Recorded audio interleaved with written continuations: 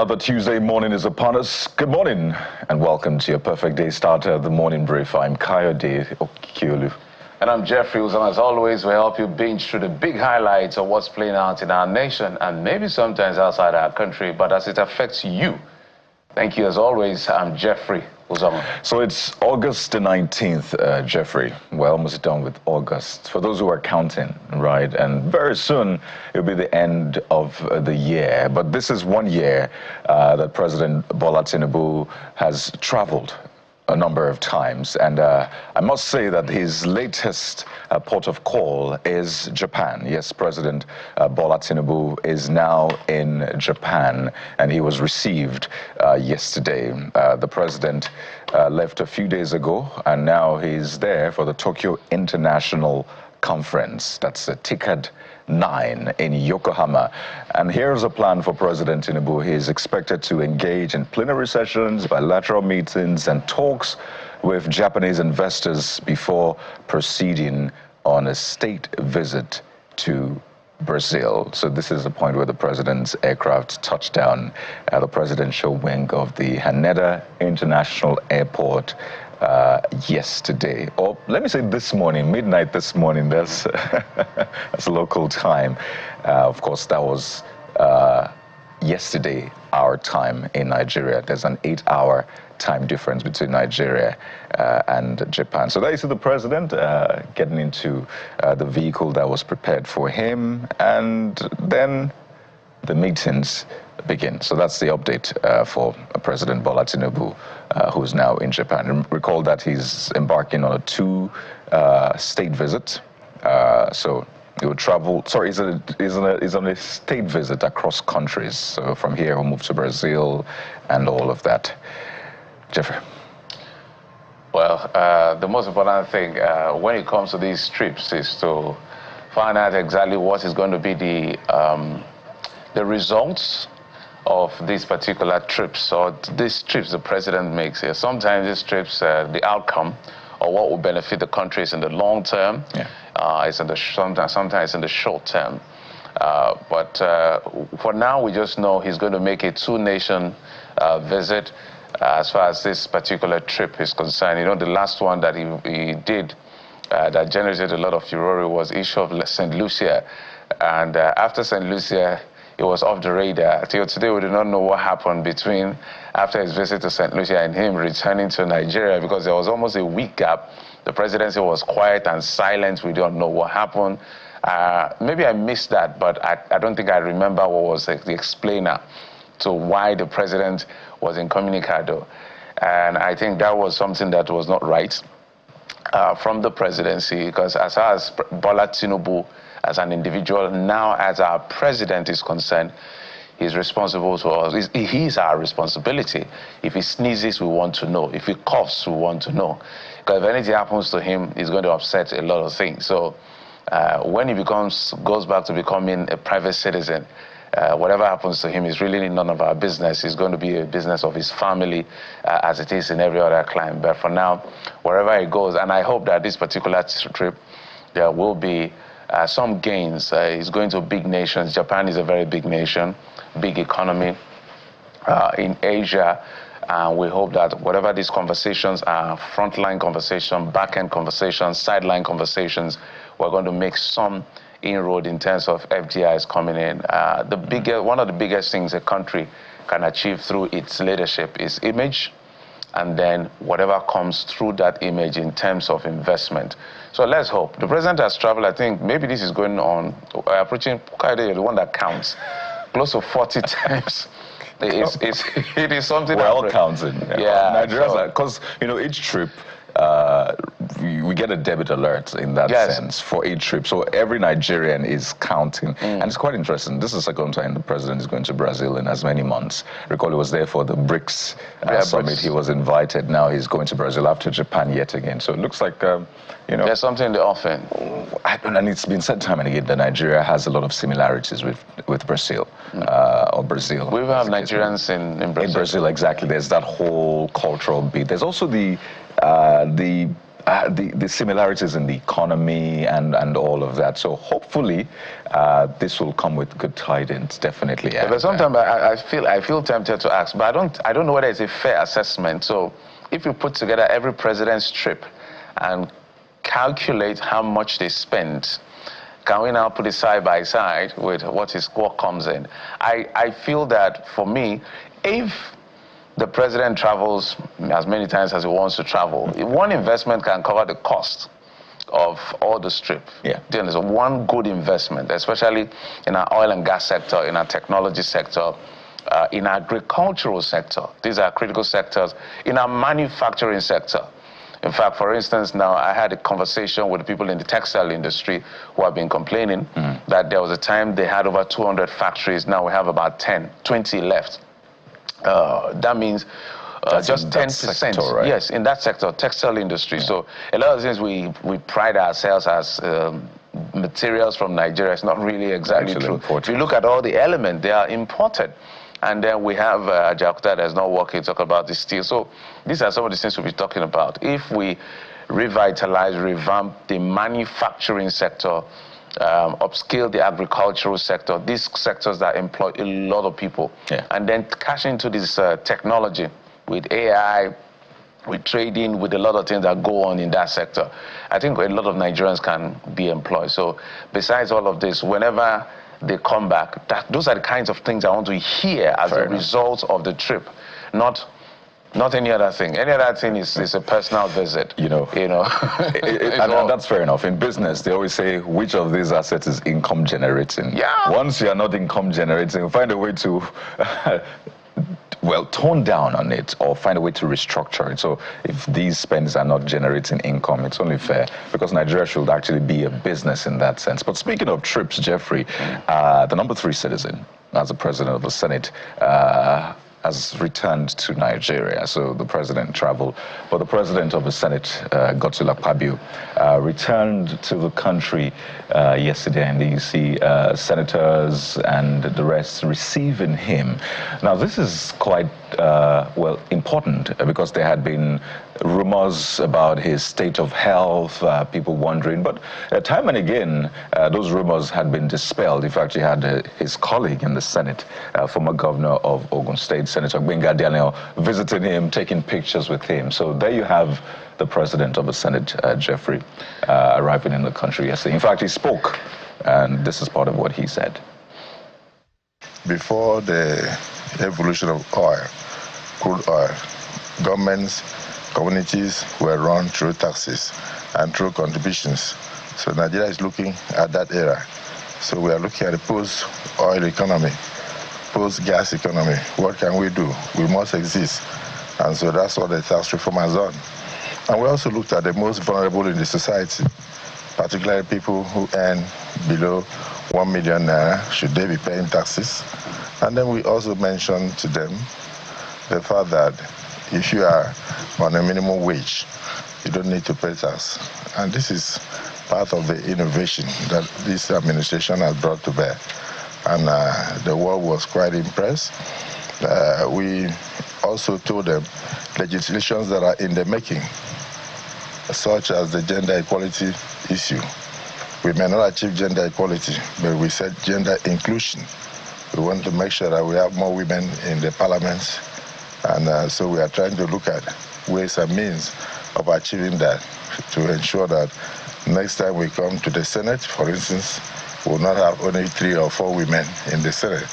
We should have more women in the Senate. And then, of course, we made sure we did not touch the seat of senators.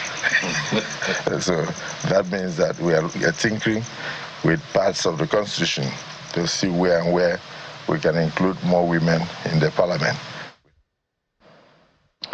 Govt Fabio, the president of the Senate, is one thing I like about him, everybody has hate and love relationship for Fabio, but one thing that, since he was governor, is his best PR. You cannot take that from Govt Fabio. He takes his own PR personal. It's his own PR. I'm telling you the truth. If you give Govt Fabio, the Senate president, time to even start talking about what he did as governor in Akwa Ibom, he left, what year did he left? 2015 or so. If you allow him to start talking about it, trust me, Akpabio will be talking for the next 30 minutes. Not even about what he's done as Senate president. I'm saying as governor. What he did as governor, that's how, I don't know how he does it. So when the microphone, you see, he was going from one issue to the next, and if you keep allowing him, he will just be talking slowly. He will run through the entire 2 years. So that's quite a commendable gift he has. I think the only problem people have with Godswill Akpabio, the Senate president, sometimes he jokes too much. In a bid to be jovial, he steps out of line, and that puts him in trouble. We've seen it over and over and over again. He just wants to be jovial, and then he gets into a crisis, and then has to apologize. But he raised a couple of things that I totally kind of agree with. The tax bill, I think, is one of the best piece of legislation this government has come up with. If you look at, it's not a perfect document, we must say, but it's a step in the right direction. I'm also interested in that part of that women inclusion. But my fear, most of the time, what we have seen in terms of electioneering seasons and elections is to the effect that when elections are very competitive, which I suspect that 2027 will be competitive, maybe close to violent, women don't really make a good outing, because as at that time, the men want to put their best foot forward. You know, women don't know how to mobilize like them. That's the way they see it. Now, this is not me talking. That's the way these politicians see it. All the late night meetings, all the things that men do that women, you know, by nature are not, you know, disposed to do. When it comes to very elective seasons, strong elections is always a problem. But let's see how he plays our card. Now we have only 4 women in the Senate out of 109. 1 is suspended. So we have only 3 actively at the moment. They're on recess. We hope that when they come back, Natasha will return to her job. So we hope that we can have at least, in 2027, out of 109, if we can get at least 25, that's at least a fair move from 4. From where we were. Yeah, just get to 25 and see how it goes. And even in the House of Reps, even in the state houses of assembly, because we miss out on in a very vital part of nation building when we do not allow women to come in. And, you know, the issue about is health. I think the politicians are the ones that cause problems for themselves when it comes to their health. Because if the leader tells you about his health, some others use it as a political weapon against them. What is wrong with a leader being sick? So if Bola Tinubu, our president, falls sick, so what? He's a human being. He's over 70. The man is an old man. He's over 70, as he's going on 74, 75. Akpabio is not young, the Senate president. But somehow, when they fall sick, it looks like issues around cultism. Nobody will want to know. It doesn't make sense. They are human beings. So because they have decided to be secretive with it, people make an issue out of it as well. So you see people watching, how is he walking? How is he talking? How is he speaking? And all of that. So will this be enough evidence to quell all of that conversation? Well, we'll see. But speaking of conversations, Jeffrey, very high-level conversations have been happening at the global stage for the past few days now. First, it was President Donald Trump and Russian President Vladimir Putin meeting in Alaska, talking about the Russia-Ukraine war. Well, the latest now is a meeting between President Trump and the Ukrainian President Volodymyr Zelensky, this time at the White House in Washington, D.C. In fact, there were other European leaders at that meeting. So what is the outcome, or what has been the outcome of that meeting? On the one hand, if you're wondering if this means the war is ending maybe tomorrow, no. But that was the previous one they had. They've had meetings severally, right? So if you're wondering if the war is ending tomorrow, not quite. But I think the hope, or the glimmer of hope, is that the U.S. president is promising to organize a meeting between President Zelensky and President Putin. You know, time and again, President Putin had made remarks about whether or not he recognizes President Zelensky as the leader of Ukraine. So it'll be interesting to see how this played out. Don't forget that before that meeting, President Trump had been speaking about whether Ukraine should reconsider joining NATO and giving up Crimea and all of that. So has this meeting changed his position on that? We were not in the meeting, but all we hear is that it was a good meeting. President Trump said as much, Jeffrey. So whether or not this would significantly push the needle in terms of ending the war, we wait to find out. We just hope. For us, I think I agree with the position of President Trump before he became president the second time. He said, people were asking him, are you going to support Ukraine? Are you going to send weapons? He said, look, it's not about who wins and who loses. I just want people to stop dying.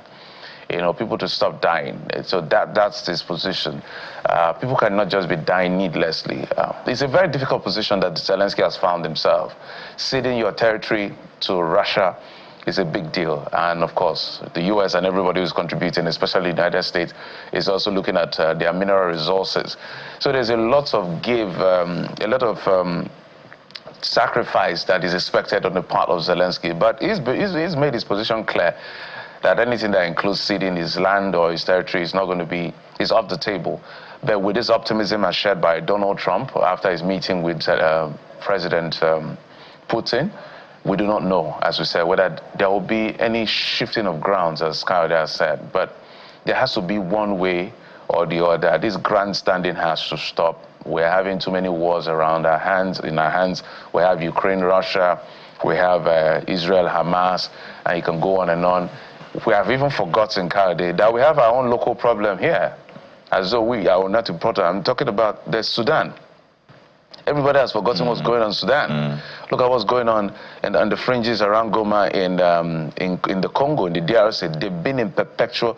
Congo is one of the most blessed nations in the world. And ironically, one of the most troubled. And more ironically, one of the most troubled they've never had. I don't know. So while we're talking about Ukraine, Russia, we're talking about Israel, Hamas. Our brothers are suffering. Somalia, I don't know the last time. Central African Republic, I can go on and on and on. Yeah. Africans are also important on this table as well. So everybody seems to have forgotten that Sudan is in crisis. And we're just moving on. So time and again, when people ask, what is Africa's perspective about the war in Ukraine, I tell them, come on, we have our own, issues, bigger fish to fry. So you'll understand if a lot of people are not really paying attention, at least from this part of the world, to what's happening in Ukraine, Russia, for example. Because they say, when we had our own challenges, nobody came through for us. At least when you came through, it looked like you were trying to take advantage of us. So day or day, make we day our day, as they always say, in case you need to translate that. It just means be on your own, let us sort our own issues as well. But we'll see how this plays out, particularly with the security guarantees and all of that. All we want is peace across the world. But there's been a sad event in Sokoto, one that we're grappling with at this point, a boat mishap yet again. And, we're just dealing with the one in Niger State. We've had another one yet again in Sokoto. And the update we have for you from that boat mishap is that 25 people have been rescued, while 25 people remain missing in that boat crash. I mean, we can speak about how safety has been a major challenge, overcrowding as well, lack of enforcement. In fact, lack of people to man the waterways to even enforce is another issue entirely. So what you have most times is people just basically doing what they like, because they don't have an alternative in that sense. People jump on a boat as much as 50 or more without life jackets, and then we have incidents such as this. This happened in Goronyo local government area of Sokoto State in Kojio village, and the boat mishap happened on Sunday. So that's the update that we have. 25 people rescued, but 25 others remain missing. So sad, so sad. We've said enough on this, and we hope we can learn from some of this. Okay, let's tell exactly what we're doing today on the program, and that has to do something we gave a bit of a snippet yesterday in Anambra State, where we saw some local security or vigilante, if you will, in Anambra State, literally dehumanizing, brutalizing, mercilessly beating one co-member, a lady, stripping her literally naked and that alarmed a lot of people. There's a lot of anger and upset. Well, it wasn't the Nigerian police who can tell you that, because as we speak, we understand the Nigerian police is on the issue. So we will be talking about that conversation extensively from the police force, from the authorities themselves, to find out what exactly played out. Who are these men who are not on uniform, who are bearing guns and treating people like animals in Anambra State? For whatever reason they have, we will find out today on the program. Oh, yes. And we turn our attention to the coalition ADC. How are they interpreting the outcome of this by-election? Is it a prediction of what to expect in the coming elections, particularly the 2027 general elections, or this is some sort of shot in the arm for them? What are the options for the ADC? What lessons have been learned? And what is the state of the coalition? Well, we'll sit down with a prominent member of the ADC on the program today as we find out what the future looks like for Nigerian politics. Okay, so that's the picture of the program for today, and more that you will get to see later on. But now, we will bring you what the dailies are leading with in just a moment. Stay with us.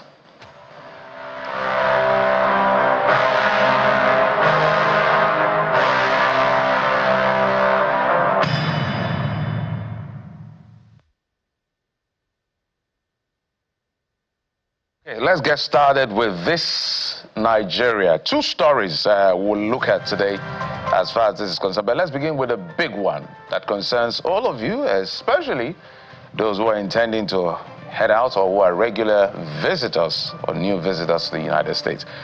New hurdle for U.S. visa applicants in Nigeria. New hurdle for U.S. visa applicants in Nigeria. You must provide your 5-year social media history, says mission. So let's read that again for emphasis.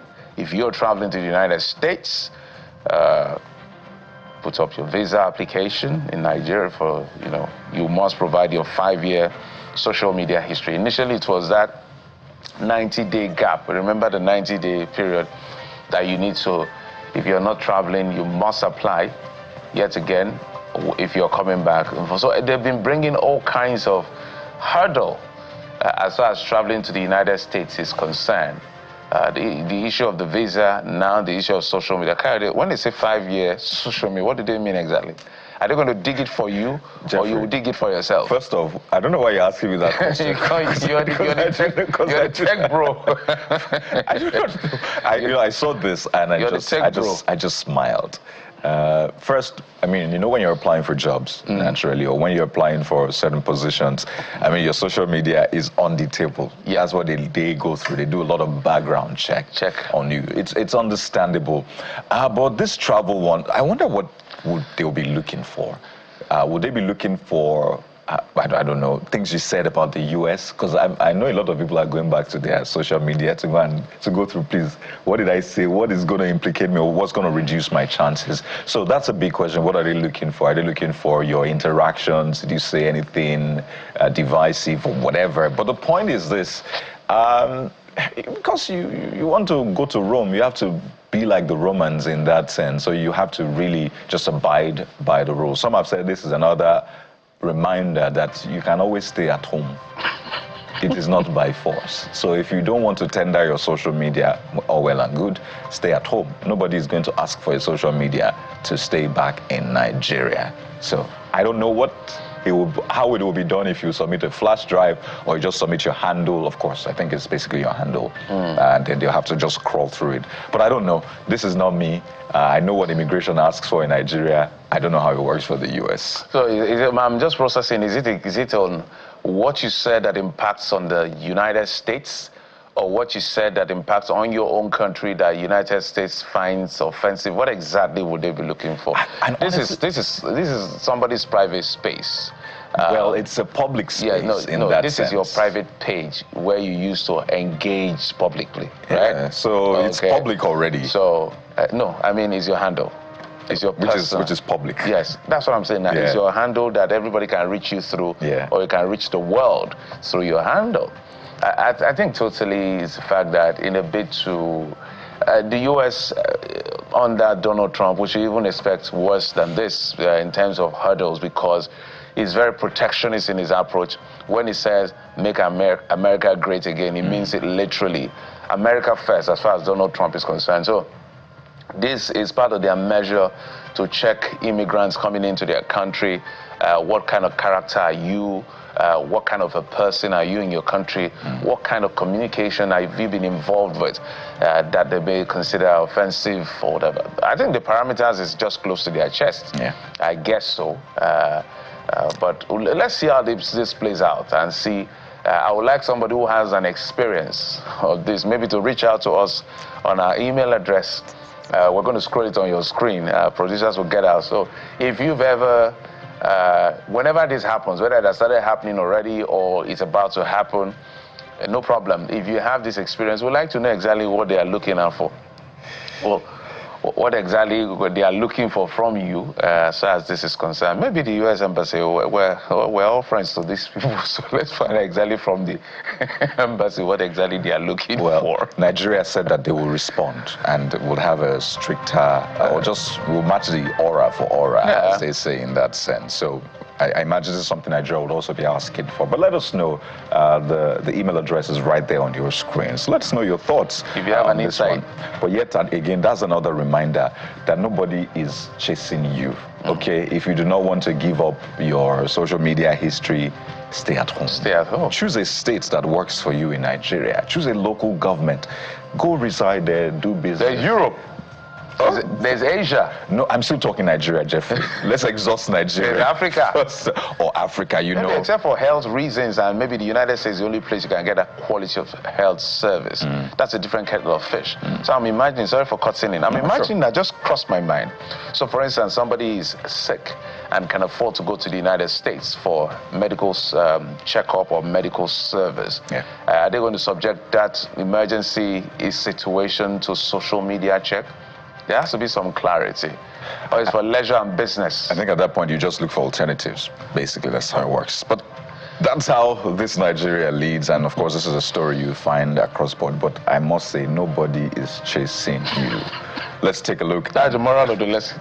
Exactly. Let's take a look at Vanguard newspaper, which is still on the same story, but on Nigeria's side now. And you see, FG vows equal response as U.S. tightens visa rules. Embassy now requires 5-year social media history. U.S. government revokes 6,000 students' visas. Interagency meeting to fashion out FG's response. So it's a page 5 read. We'll wait to see how the federal government responds to that one. But I must say that there are also major issues that we have to deal with here in Nigeria. And this one is very controversial, Jeffrey. Paternity crisis. I knew you were going there. It's the news. It's just under the big picture that shows the president in Japan. The one in pink, right? Is that pink or purple? Purple, right. Yeah. Sorry. So you see, paternity crisis. 1 in 4 Nigerian fathers not biological parents. That's according to a report. So what is this report? Is this report something we can really rely on? Because before you start, I imagine 4 men standing together now and thinking, with 1 out of 4 of us. So we need to be sure how reliable and valid the data is before we begin to go to town with it. But I just wanted to mention it. It says 1 in 4 Nigerian fathers not biological parents. What does this mean? Well, you find more details on page 10. Perhaps one reason to pick up the Vanguard newspaper today. Yeah, I think that we may make this a topic. Let's read through the report and find out exactly. So for context, there are 2 parts to it. Thank you. So this particular report, I want to suspect they are looking at elements of surprise. There's the element of surprise. So the assumption that the man feels that the children are his, and then if DNA test is done, and I realize, okay, child 1 is not mine, or child 3 is not mine. So this is based on element of surprise, not based on consent of the couple. So couple could maybe have issues around fertility, and maybe they have donors on all sides. As far as that is concerned, of course, you don't expect the DNA to match. Definitely. So I do not expect that if it is a donor this or donor that from these other people, which are not from the individuals themselves, you don't expect the DNA to match. But this one is the one that can cause marital crisis, the one that the man is totally unaware that the child is not his, or the children. Some is so bad that even maybe 2 or 3 children are not his, but he's been taking care of them. It's only the woman that knows, as far as this is concerned. So it's a good read. Go to page 10 and find out exactly what they are talking about. But the statistics is alarming. How many men are in Nigeria? I can't remember. I'll Google it. We can take maybe half and half. And maybe like half. If we do 100 million, so a quarter of 100 million.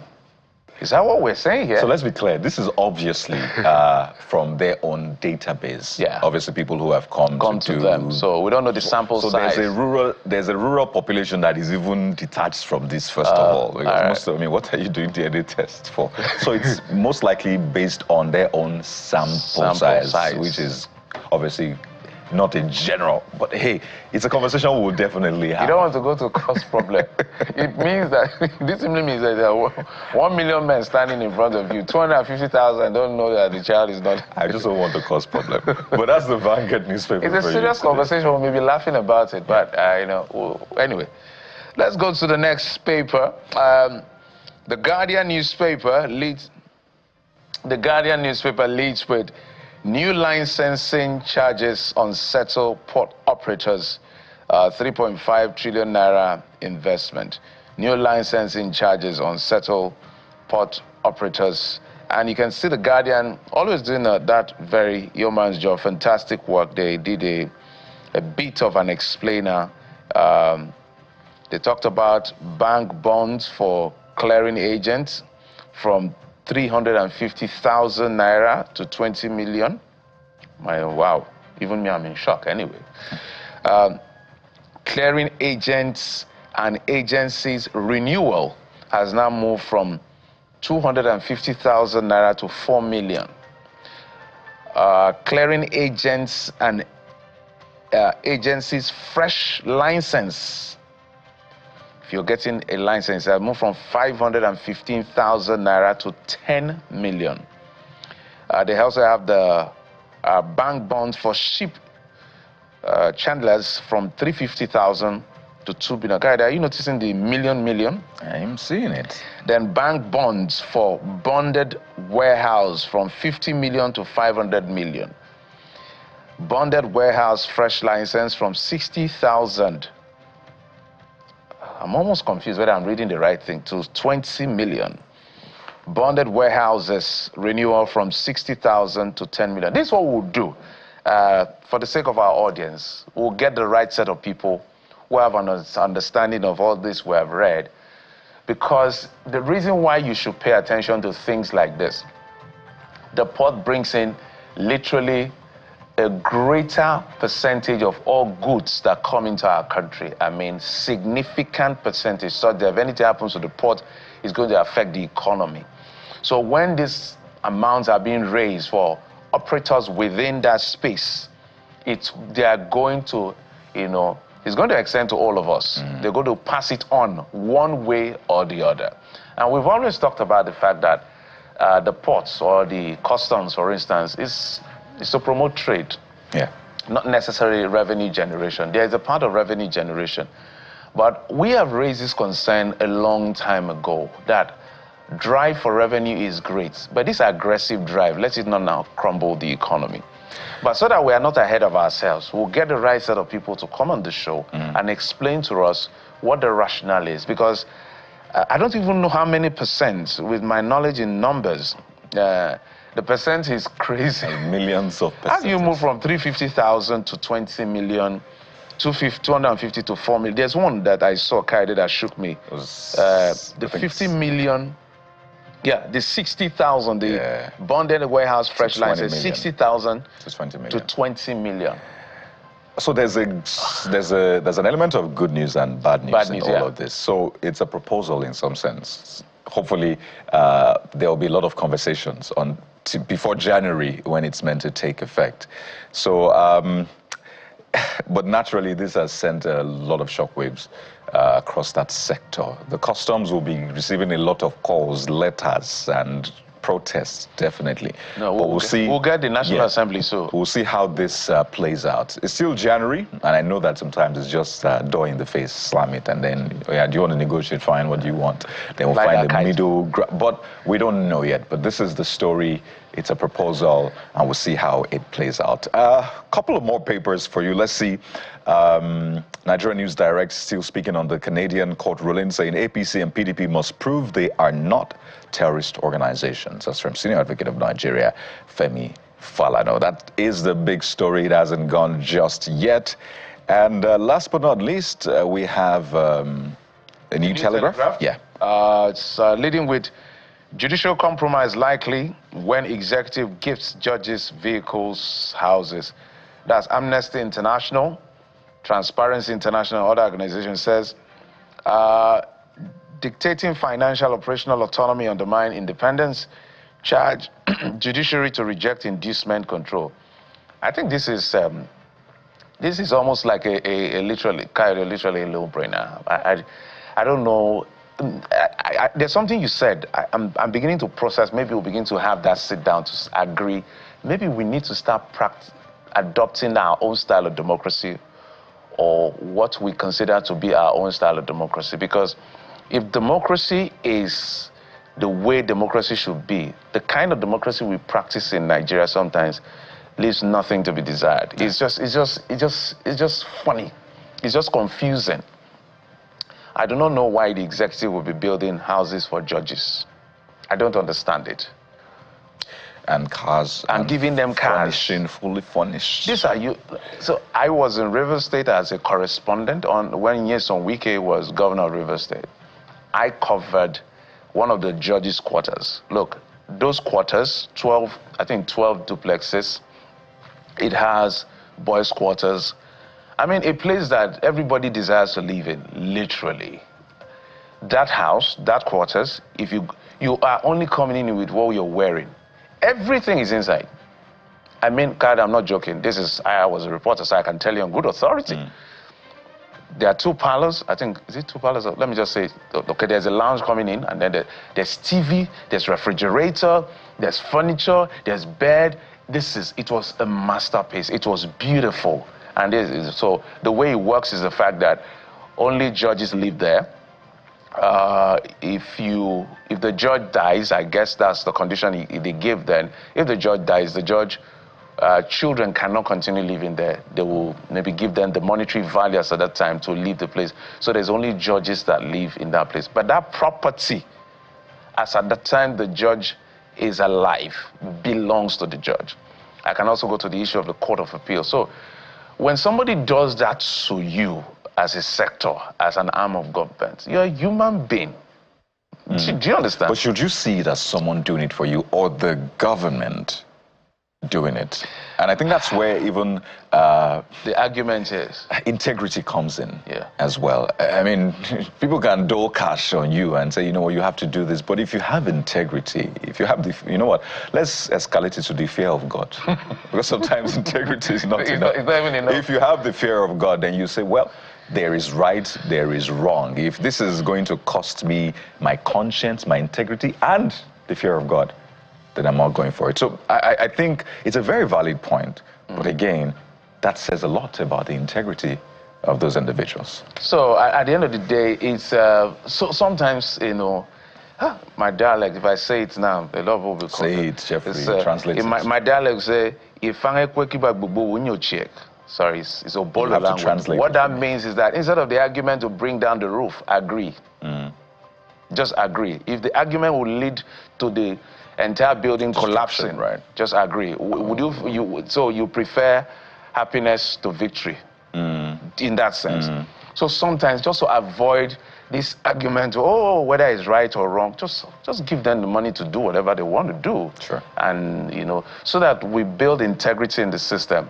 I don't think anybody who, you know, looks at these things purely would support an executive and building, because my own is that they are human beings. Sure. There's an extent to which they can accommodate how to be, not to be nice, for you being nice to them. Okay?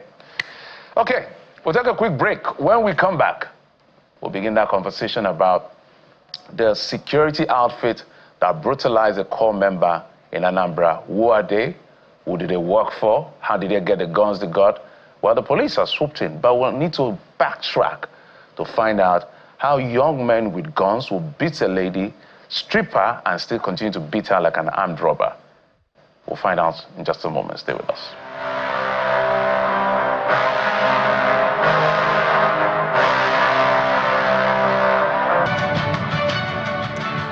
On Wednesday, July the 23rd, at about 5 p.m., a group of core members were in a room. They say they were charging their devices, and they heard a knock on the door.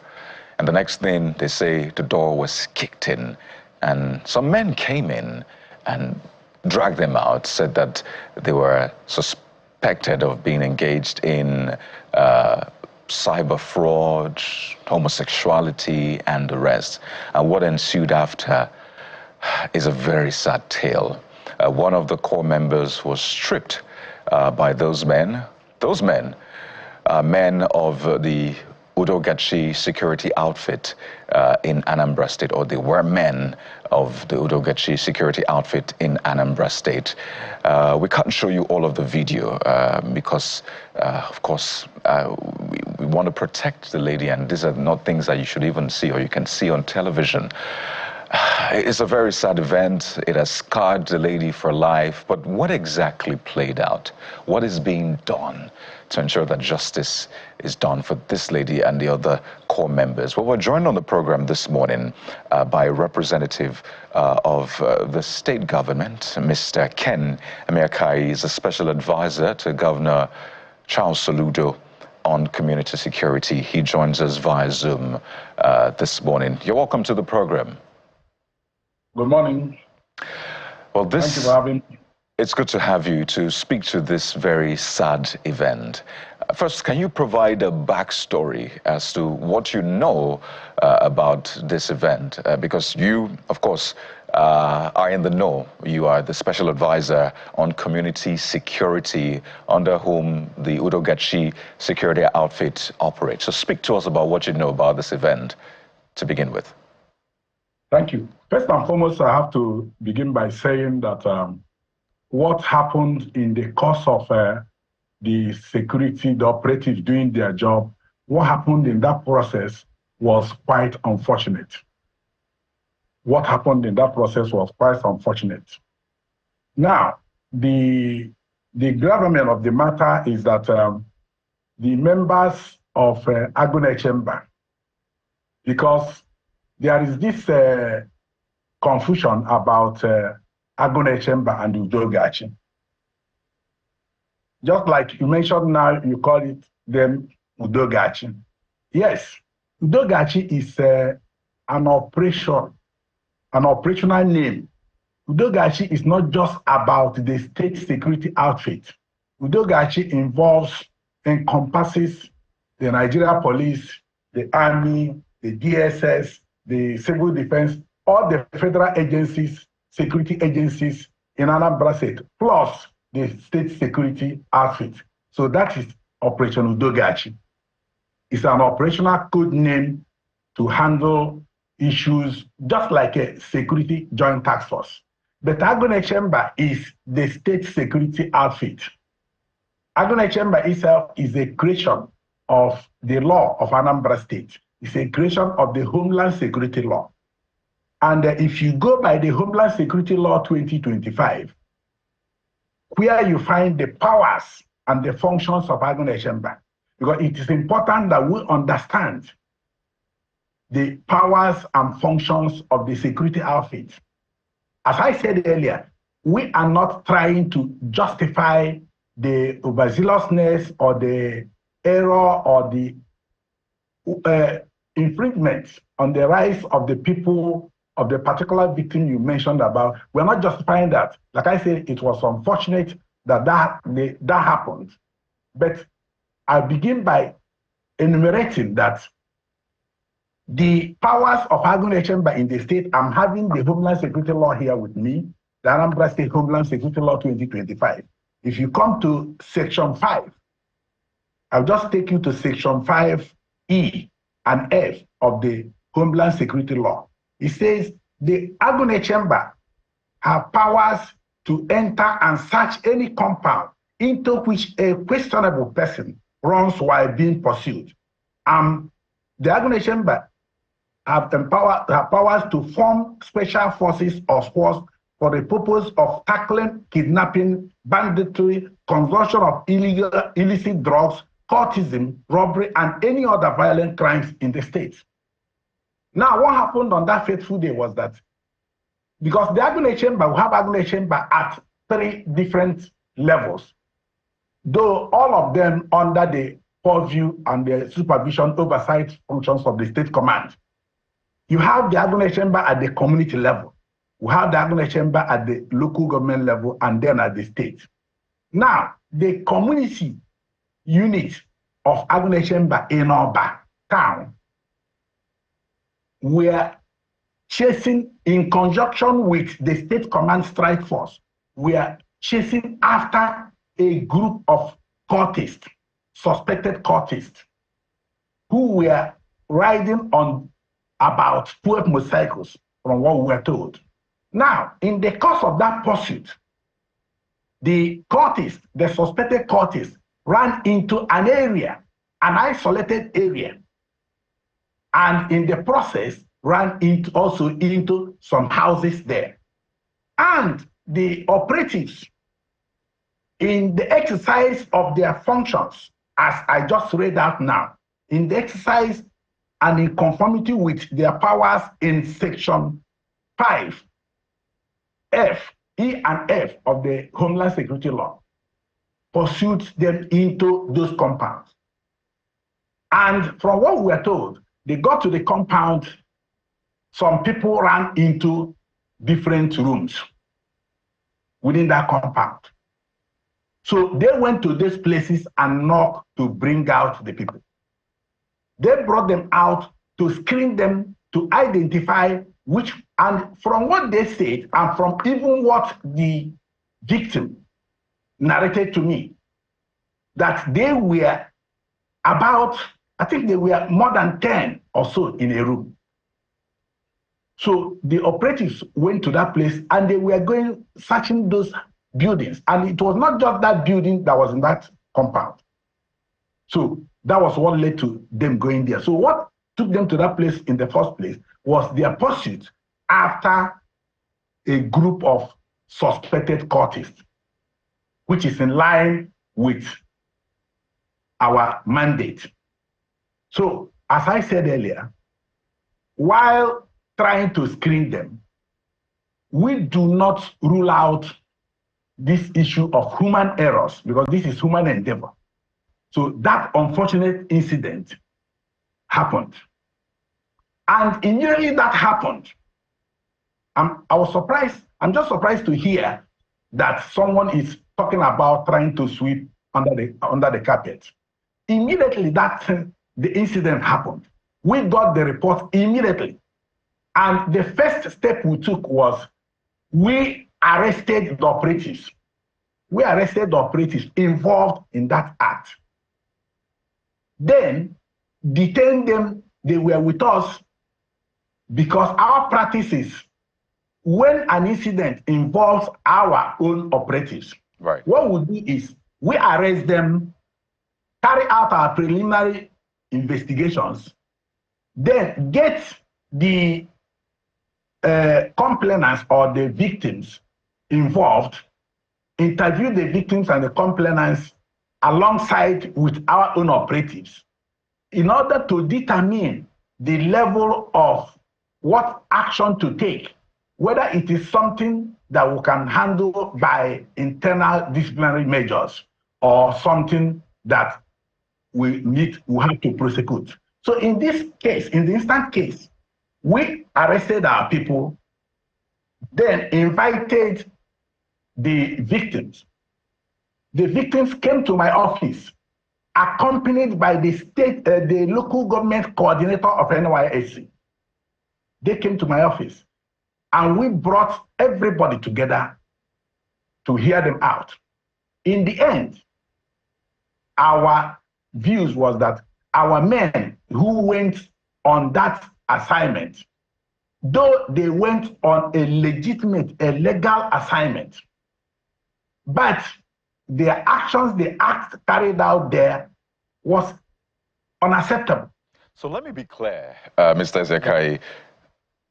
Their modus operandi, first, is questionable. Is it right for them to kick a door in? I mean, I imagine for you to gain access to a house. We see it in other crimes. At least you knock. They said that they were going to open the door, but the door was kicked in. And then, no, I'm not sure that was what happened. Just a second, Mr. Ezekai. Let me land on the question so you can respond to it. Mr. Ezekai, if you can hear me, just a second so I can lay out all the issues so you can respond to them. So that's one. Second, I imagine that it is not part of their MO to drag a lady out and deliberately strip her of her clothing while beating her. Is that part of the MO as well, to beat people and then strip a woman naked and continue beating her while she was naked? Is that part of the MO as well? No, absolutely no. It was not part of their duty. That was why I said that the act, that in the process of carrying out their legitimate duties, that the act that followed, that what they did next was unacceptable, that it was wrong. It was not part of their duty to beat up anybody or to strip anybody, which was why we arrested them. If we didn't see it that they committed an infringement of the law, we wouldn't have arrested them. We arrested them, recorded their statements, then invited the victims, recorded their statements as well. And from their statements, we were convinced that a prima facie case has been established against those operatives. So we were prepared to prosecute them, to press charges against them.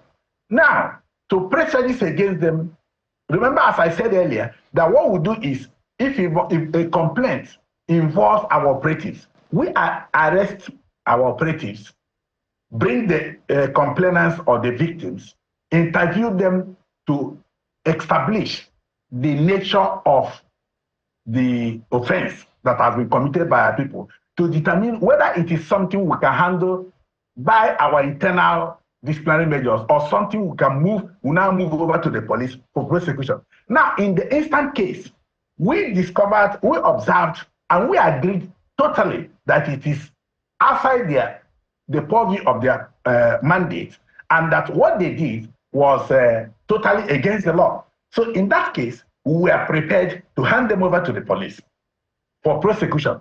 However, in the course of that interview, because as I said earlier, the ladies in question, two of them came to my office. They were brought to my office. And in the company of the local government coordinator of NYSC, in Idemili South local government area, because the incident happened at Oba. Now, after listening to all of them and trying to find out what they would want us to do, because we have to be sure, we have cases where such things, it may not be to that magnitude, will happen, and the person, the victim or the complainant, will decline pressing charges. So in the instant case, the people involved, from what they told me in my own office, they were not readily prepared to press charges. They were not readily prepared to press charges for some obvious reasons. And our men were also in contact with their family members. Now, for the same reason, for the same purpose, you are not going to play the entire video. That was the same reason that was canvassed why they may not want the matter in court. Because for the matter to be successfully prosecuted in court, you have to tender evidence.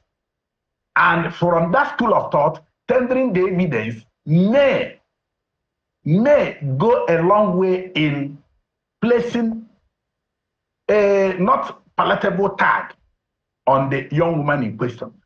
Now, that being the case, why I said they were not readily prepared for prosecution.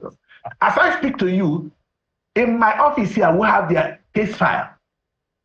We are ready today, tomorrow, to move them with their case file to the police if they are now willing and ready for prosecution. All right, so let me But before then, it is pertinent, it is important to point out here that they had given us, that is to further adumbrate that they were not readily prepared for prosecution. They had listed out what they lost, the damages, and all whatnot. And the security outfit had already paid. I am not saying that paying for those things. If I may come in, justification. Well, I'm just trying to say that at that point, it was because they were not readily prepared. I think your point is well noted, Mr. Mekai. My apologies. Yes, if you can hear me, sir. I think your point is well noted. I don't think there's any compensation that will surface for what happened to that lady. Our dignity is in ruins. Our dignity is in ruins. I don't know what amount anybody is going to pay as far as it's concerned. We don't know. Maybe the family may make up their mind to tomorrow to prosecute or not. That's a different kettle of fish. We're having this conversation simply for one reason. The only reason we're having this conversation is because there's a video evidence. That's the only reason we're having this conversation. Maybe those guys would have denied. Maybe others would have denied as well that this never happened. It would have been their word against. I'm sorry. It is not in our character. It is not in our character to deny. Mr. Mekai, I can tell you, I can give you instances. Mr. Mekai, just hold on for a moment. If you allow me to land on my thought, you will be able to appreciate where I'm coming from. I'm sorry about that. I said that we're having this conversation and it's causing all of this outrage and public outcry because there's video evidence. As it would have been the gentleman's words against the lady's words, even if you go to court, because you have to present evidence. Oh, they beat me, they stripped me naked, where's the evidence? That's what the court would naturally ask. So that's why I said we're having this conversation. So that brings to question a lot of things about the operation of Agone Chamber. As noble, as fantastic as local security network is, we have been canvassing for state security, but we need to ask very serious question. What kind of training do these gentlemen undergo? That is a very important question I would like you to respond to. Because I do not know how somebody who underwent any form of training on one hand, and anybody who is properly trained at home, will be in the line of duty beating a lady for whatever reason, trying to arrest her. And then there's that back and forth. Drag her clothes, strip her, seeing that she's naked. If you were trained from home, seeing that she's naked, you will take another action, at least to cover her dignity, and then continue what you're doing.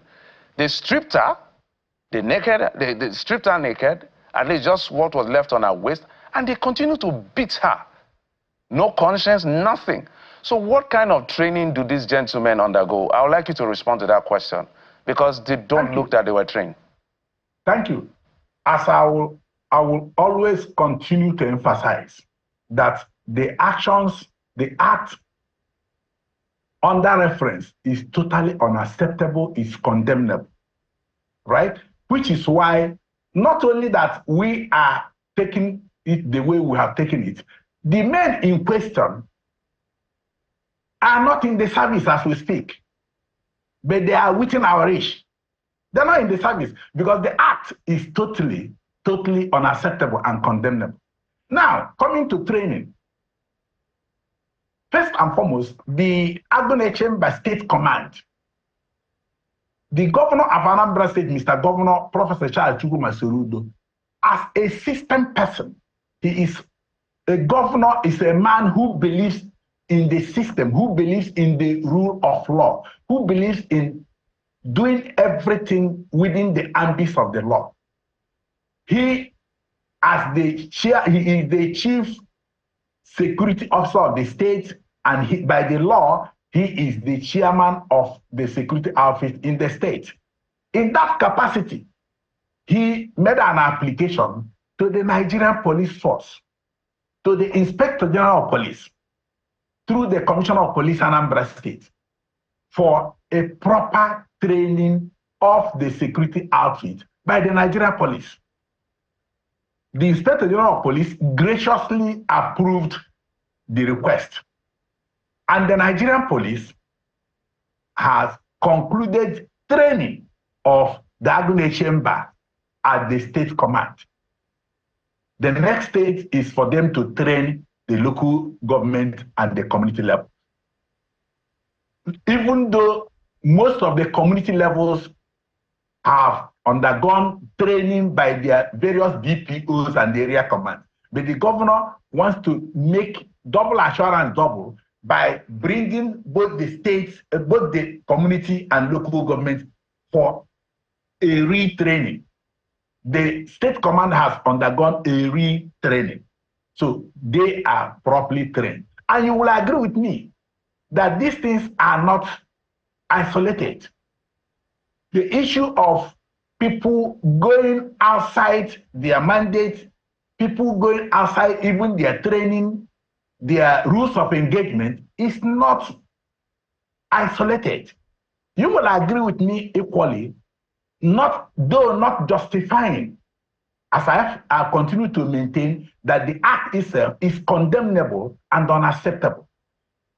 But the issue of having told you or having explained that they were properly trained, that does not remove the fact, because all over the globe, even in Nigeria, the federal security agencies with all the trainings will still find amongst them, because in every 12 there must be a Judas, we still find amongst them some acting unprofessionally.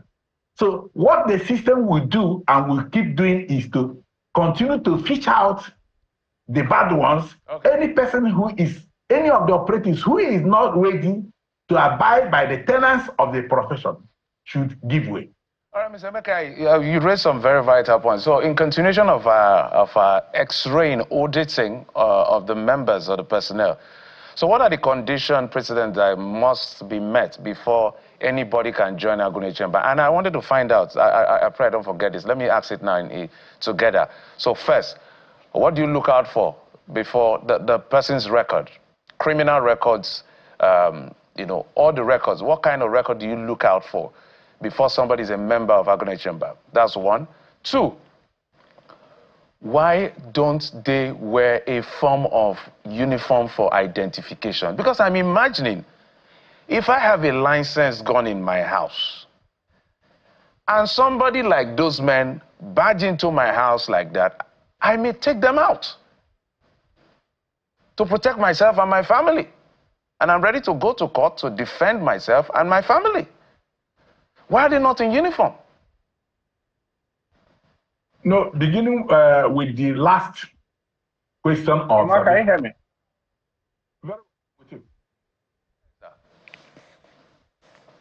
Yes, go ahead. All right, oh dear. Okay. Can you hear us, sir? Mr. Ken, can you hear us, sir? Mr. Emeka, can you hear us?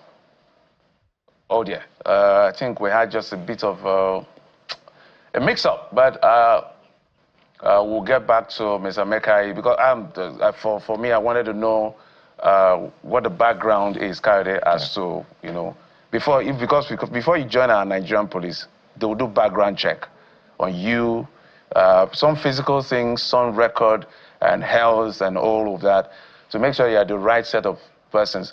Okay, Mr. Emeka, you understand your back. You can respond, sir. Yes.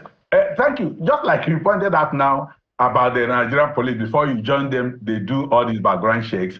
And even with that, you will agree with me that even with all that, we still have some cases of abuse and misuse of things. Now, on our part, the Agune Chamber, similar, we do background check of each person. In fact, we conducted profiling, security profiling of each person before recruitment, there must be profiling, security profiling, to both criminal records, to check the person's criminal records and every other thing, health status, everything, family background and everything. But as I keep saying, you cannot possibly rule out the human angle to all these things. Despite all these checks, despite all these background checks, as I have always said, not actually trying to copy anything or justify anything, but even with the Nigerian Army, the DSS, all these other agencies, security agencies that we are trained, some have been trained outside Nigeria, you still find some bad acts, you still find some abuses here and there. So these are human errors. All right. So they, in terms of your question, yes, we do background check, all right. We profile them, we have their records, we have everything about them. All right. Now, I have told you about uniform. We have uniform, we have identity cards. We have uniform. In fact, while we have been trying to evolve, we've been able to get another set of uniforms. The last time we showcased the uniform of the new uniform of the state command, right. And we're about showcasing another new uniform for the community and LGA units. All right. The reason for this new uniform is that the nature of our people is such that criminals try to infiltrate. So when even the Nigerian police, I keep making these references, criminals still go to the market and buy clothes and sew police uniforms. Well, Mr. Mekai, criminals still wear. Because of time, we're running out of time on this conversation, and just before we go, there are key issues just to speak to briefly, as quick as possible. One, Jeffrey asked about uniforms. You've spoken to that, thankfully. But let's put this clear, that the core members say they identified themselves, right? So just to put that in context in all of this conversation. But speak to us about this. The AK-47s that we hear that these men carry, where do they get it from? And do they still carry these AK-47s? Because we've heard that time and again. That's on the one hand. Secondly, where are these men right now? If you say that they have been let go, I imagine that you should have internal disciplinary measures, right? So it should have been beyond just dismissing them. If men have done such heinous crime, I choose to call it that, then there should be more than that the state itself should do beyond whether or not the core members want to press charges. For all you care, these men may be somewhere else even doing much worse, if you get me. So speak to those issues around them bearing AK-47 from what we've heard, and also why didn't you go beyond that? Okay, let me begin with that of the suspects. Now, do not forget that I told you earlier, I stated it earlier, that we have internal mechanism to discipline our erring officers, depending on the nature or gravity of their offense. Now, they are facing that internal disciplinary measures. As I told you, they are not in service. I haven't said they have been dismissed. I said they are not in service now. They are on suspension, but they are within our reach. And I want to repeat, if the core members or their families want the matter moved to the needs prosecution today, we are going to move the suspects with the case file to the police. So let me get this clear. They've not been dismissed. We have not moved them to the police for prosecution because, I want to repeat, for the same reason you are not able to play the entire video. Just to be clear, you're saying that they have not been dismissed, they've only been suspended, so there's a possibility that they will be reabsorbed But if that is not the case, what are the options for this disciplinary measure?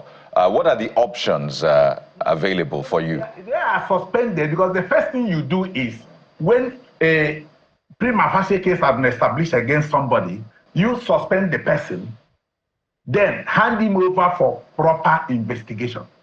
Now, since they were not readily prepared for that prosecution, which will be carried out by the police, they are now undergoing other disciplinary measures within our system. Pending the final determination of the matter, whether they are going to court or they are not going to court, as it relates to the victims. After which, we now determine their fate. That is about that. And as I said earlier, we are not sweeping anything under the carpet. All right, sir. So let's speak to the claims around AK-47 quickly because of time. Let's speak to those claims around them bearing AK-47. Now, there is nothing like any member of Agune Chamber bearing AK-47. These are allegations, unfounded allegations, coming from those who wish to just dismantle the security outfit for reasons best known to them. The members of Agune Chamber do not bear AK-47. All right. And I think that's a great place. AK-47. And that's a great place to anchor, Mr. Emekai. Because of time, that's a great place to anchor. Yes, indeed, in that video, we saw them bearing pump actions, but we've heard time and again that they may just be bearing AK-47, so it's important for you to have cleared the air on this one. All we want is security for Anambra State and to ensure that the security operatives do their work as they ought to. That is the interest here. And we wish you the very best for you and, of course, this state in its fight against insecurity. We've been speaking with the Special Advisor to Governor Soludo on Community Security, Mr. Ken Emekai. Thank you for having me. Well, this matter is not done with just yet. We have another side to the story in a moment. Stay with us.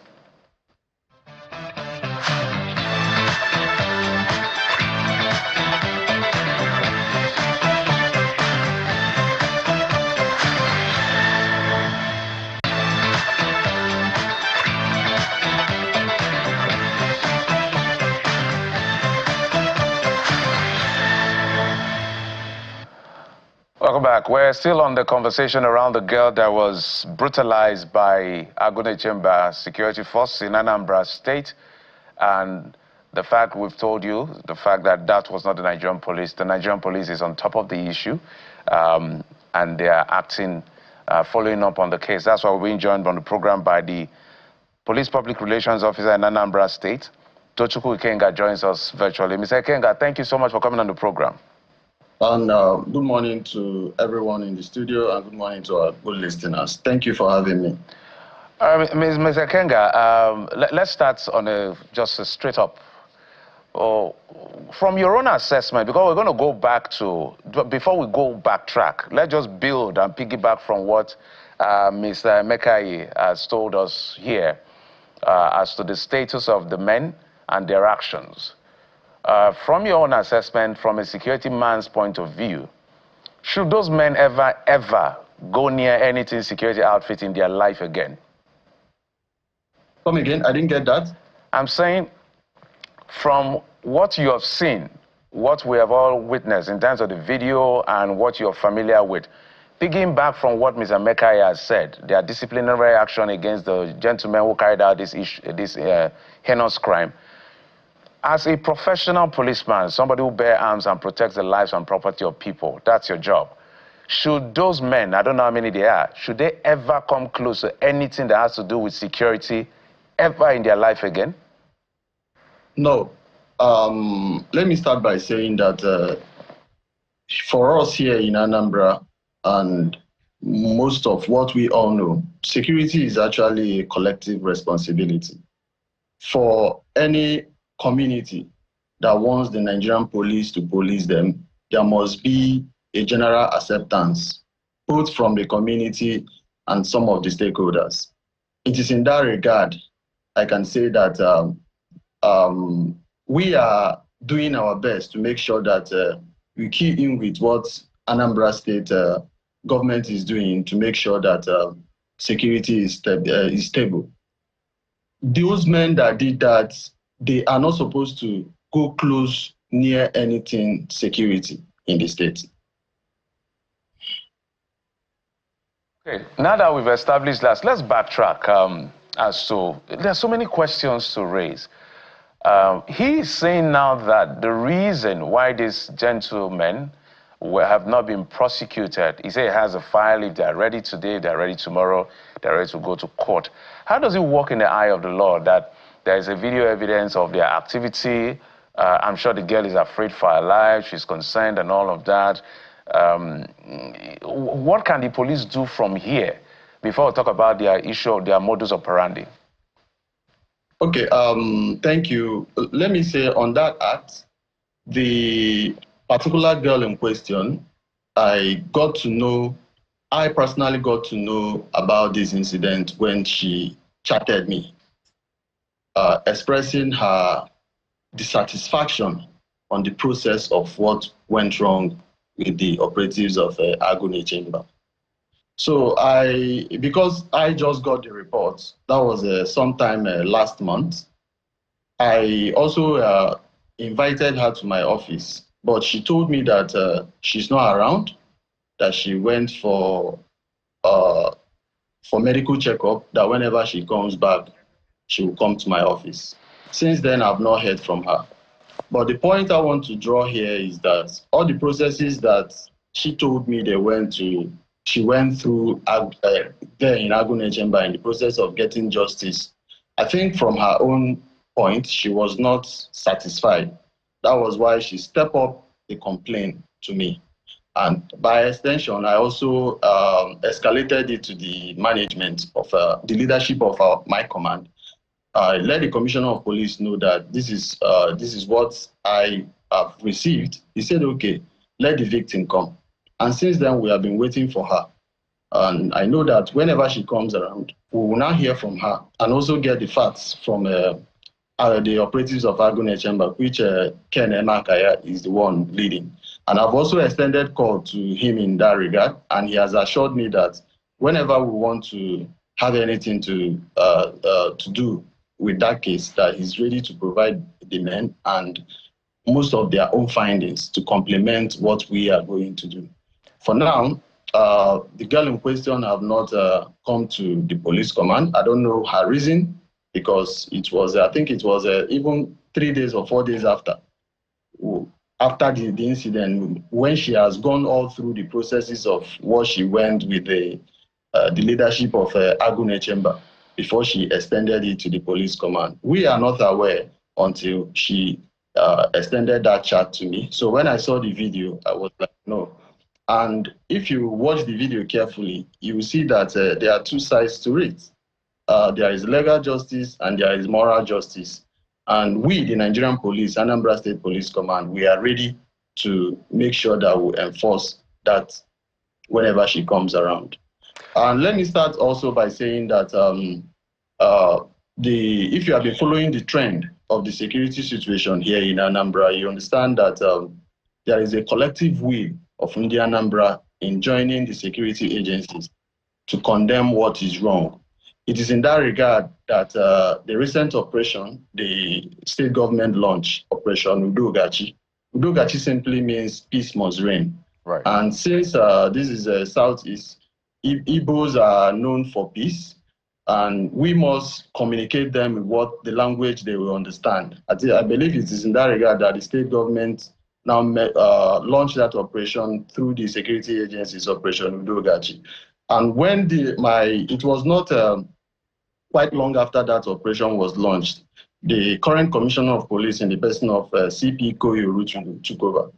And we also key into that launch of operation, stepping it up to Operation Udogachi Zero Kidnapping, which has to do with all the sister agencies minus the security operatives.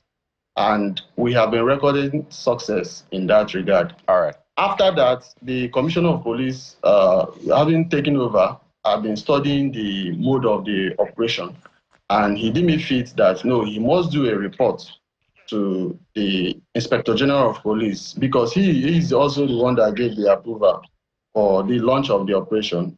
So he said no, he must do a report, letting the force management knowing some of the lapses he has observed, and that's brought about the Inspector General of Police directing the Commissioner of Police, having seen the reports, saying no, we must have to do a kind of reorientation and training, especially as it has to do with human rights processes, so that these men can align with what the Nigerian police is doing. And the training is ongoing, though we have concluded the first phase.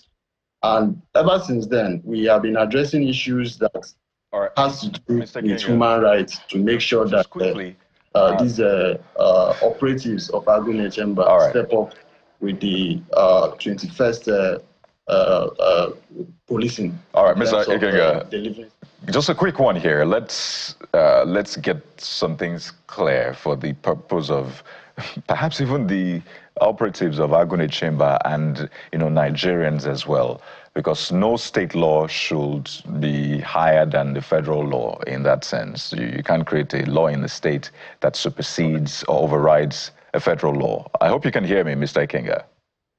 Correct. Okay, good. Very correct. So help us understand what is expected of any security operative on an operation or what have you. What is the modus operandi? So they say that they were chasing criminals who entered a certain compound, and then they went on to do what they did. What is expected of a proper security operative, a responsible one, and as Jeffrey will say, one that has not just training from the force, but home training as well? I didn't get that. You said what? I said, what is expected? What is the modus operandi for, operations such as this? If you want to, is it make arrest or what have you? What is expected of a proper security operative? Okay. If you are talking about the act, that operation they went for in Oba, precisely Demili South Local Government, the police within that jurisdiction are not there. And just like I mentioned, that particular incident was at the peak of when Agune Chamber came on board. And these are part of complaints and things that we have seen in terms of gaps between the security operatives and the police. It is in that regard that the Commissioner of Police now said no, that we must get these people close to us so that we can be able to lecture them on what they do. For any police, for us police, if you go to any jurisdiction, you must go to a police station close to that place and report yourself so that you can be able to operate there freely. For that particular operation, the divisional police officer is not aware of that operation and is not in the picture of what happened. When we got to know about it, what we did was we still key it in the trainings that we just concluded, which is still ongoing because this is the first phase and the second phase is coming up. That for any operatives of Agune Chamber must identify him or herself to the divisional police officer and Agune Chamber or area command, so that we can have this synergy and most of these incidents, just like this one that happened, will not occur again. Yeah, Mr. Kenga, as we're going to wind down, let's look at, are they supposed to bear arms? Because we saw, I think that was a pump action.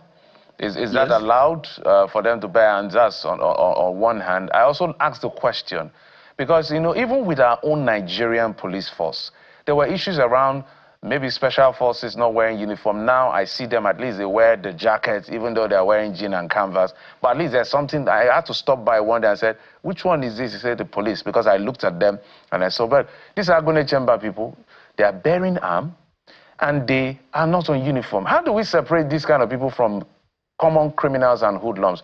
Who even allowed it to happen? So what is the Nigerian police doing? Look at that video.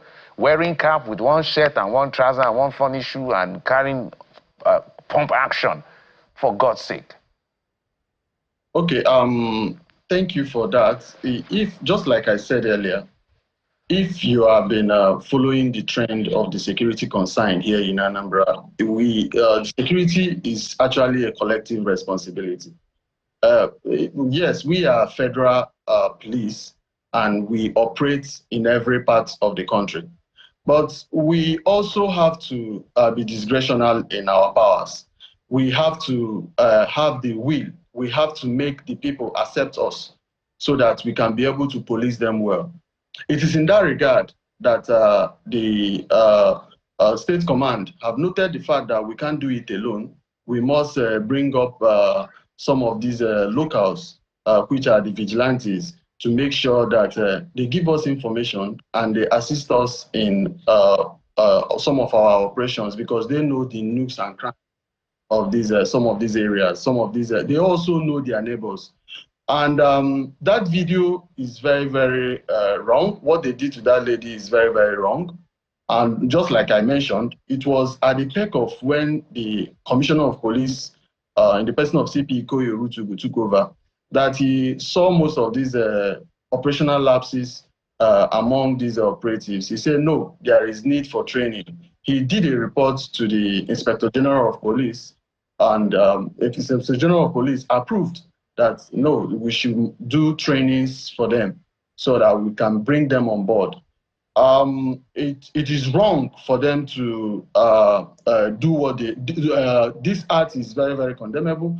And is in the issue of bearing arms, their arms are discretional.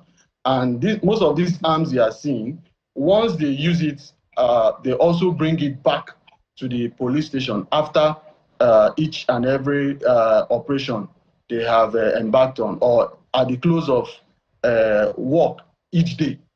Now, what we are doing, we have also attached some of our police operatives within them so that we can be able to monitor their operation. This incident happened as a result of the lapses we saw, and that was why the police command have to step in to make sure that we control some of these operations. So, are you saying that it's okay for them not to wear uniform or any form of identity? It is still stepping up in our orientation to them. I am aware that they have a uniform now, but from the communication I had with them 4 days ago, they mentioned to me that the uniform they have now is for the ones that operate within the state level, because I am also aware that the operation is of 3 categories, which has to do with the community, the local government, and the state. So the uniforms that all of them are wearing now, and with the tags, because we also assisted this platform in profiling them to make sure that most of the persons that are working with them are also within our own system. They gave us a free access to get into their system to have details of most of the persons that are working with them. And they have numbers. Their uniforms are all over Anambra.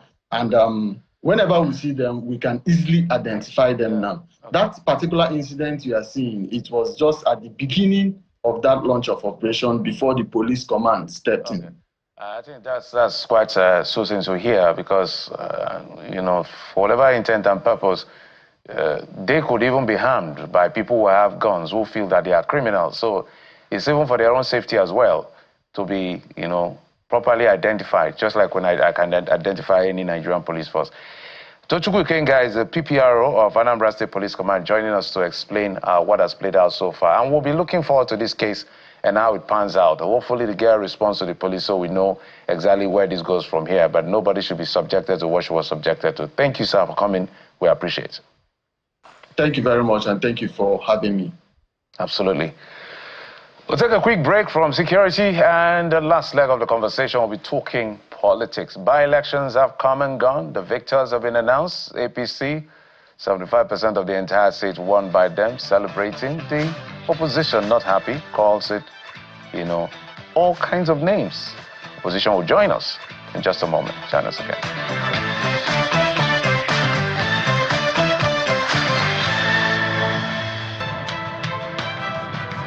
Well, the outcome of last weekend's by-elections across the country in over a dozen states is still much of a topic, really. The APC, of course, winning majority of those seats across senatorial and House of Representatives seats. The PDP won a few, the NNPP as well as APGA. But the ADC, the coalition, didn't win any seats in that election, and there have been lots of talks about the conduct of that election. So we're speaking with the representative of the ADC this morning. Mr. Chike Okogu is the national leader for people with disabilities, and he joins us virtually on the program this morning. Mr. Okogu, you're welcome to the program. Morning, Kade. Good morning, Geoffrey. How are you all doing today? And good morning, Nigeria. Well, we're well. Thank you for asking. So I know that you've been looking at the numbers from that election as a party, the coalition, I should say, trying to understand what exactly played out and, of course, reviewing the conduct. But I want to begin by getting your reaction to this post by the president's aide, Mr. Bayo Ononuga. Just after that election on Saturday, Mr. Ononuga put up this post where he asked the question, how is the market now? And you can see the picture of former Vice President and the presidential candidate Atiku Abubakar, as well as other members of the coalition, Mr. Mechi, Mr. Peter Obi, and the rest. So perhaps you might want to speak to that, because I know that was a lot of sarcasm pregnant in that post. How is the market now? Okay, let me help this now. Ononuga put it better. How much is that what he's trying to say? Note that politics, as Max Weber reminded us in his passage, what politics as a profession. Politics is not a pursuit of personal gain, but it's always grounded in responsibility and service. Leadership comes in two forms, mind you.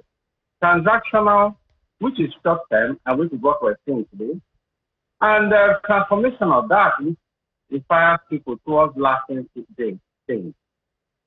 From McGregor, Burns, and Bernard Bass globally to African voices like Obafemi Olopade, Awolowo, Godwin Awomos, all of them on progress and what have you.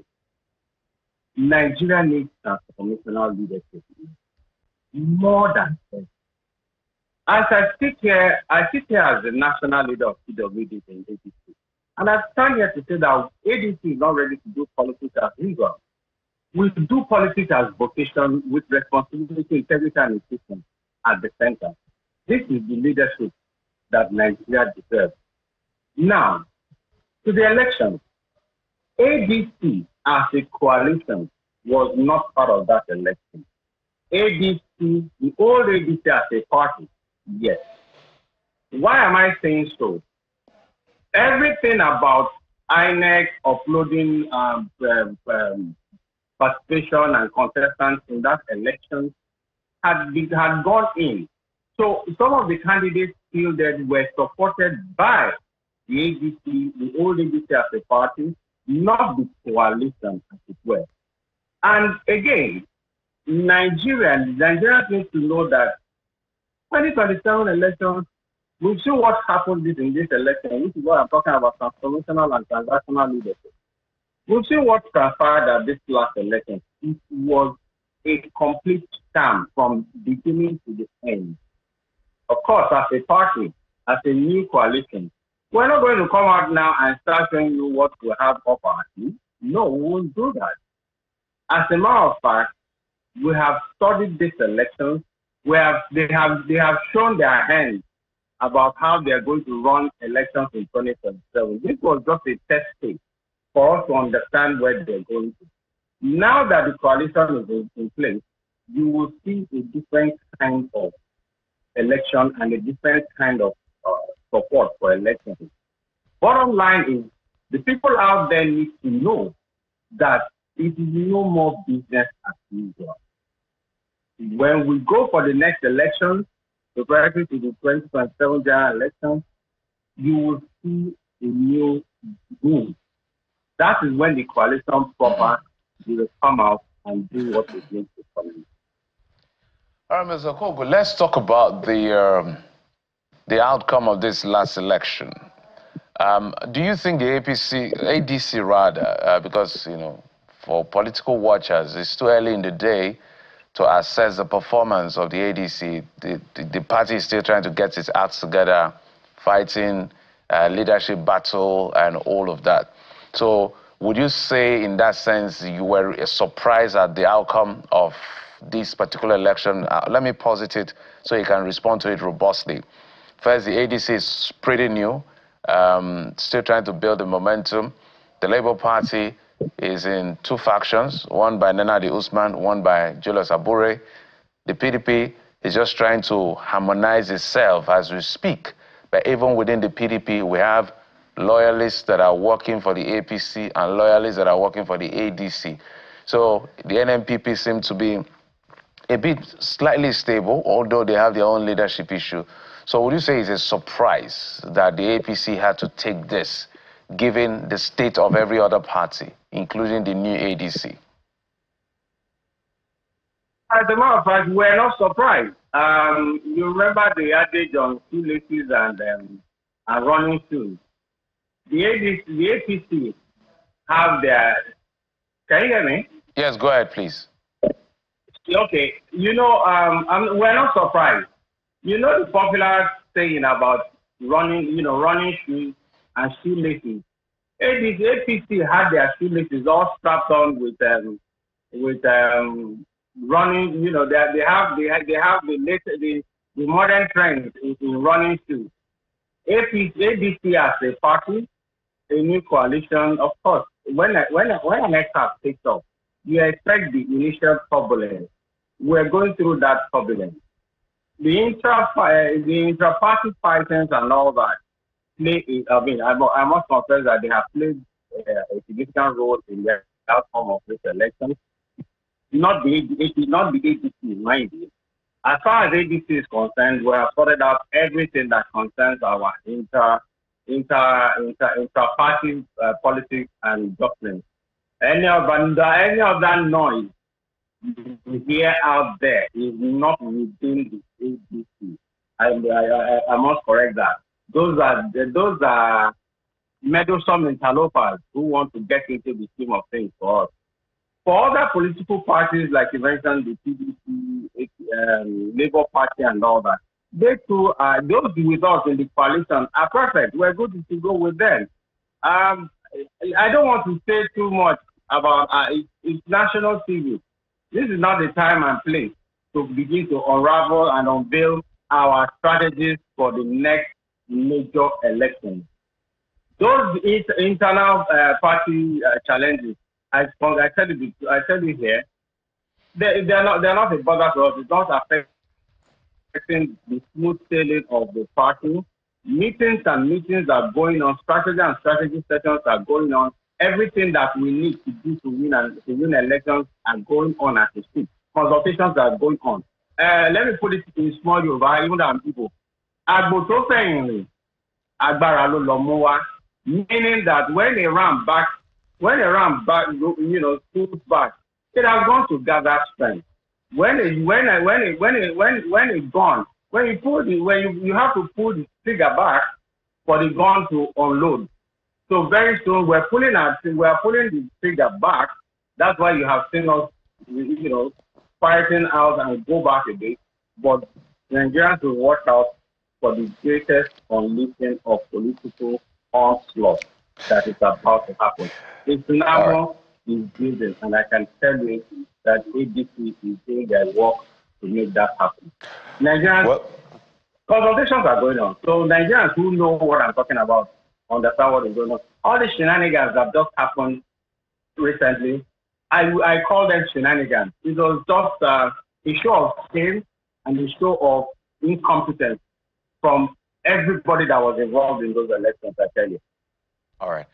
Well, I mean, spoken like a true politician, but I just want to have you speak to this, because pre-2015, I mean, you should have seen the kind of hope that the APC ignited in the minds of Nigerians. For the first time, you had Nigerians volunteering, donating, just giving themselves without asking for anything in return, just to support the APC. The party found a way to unite Nigeria, maybe as a result of the anger,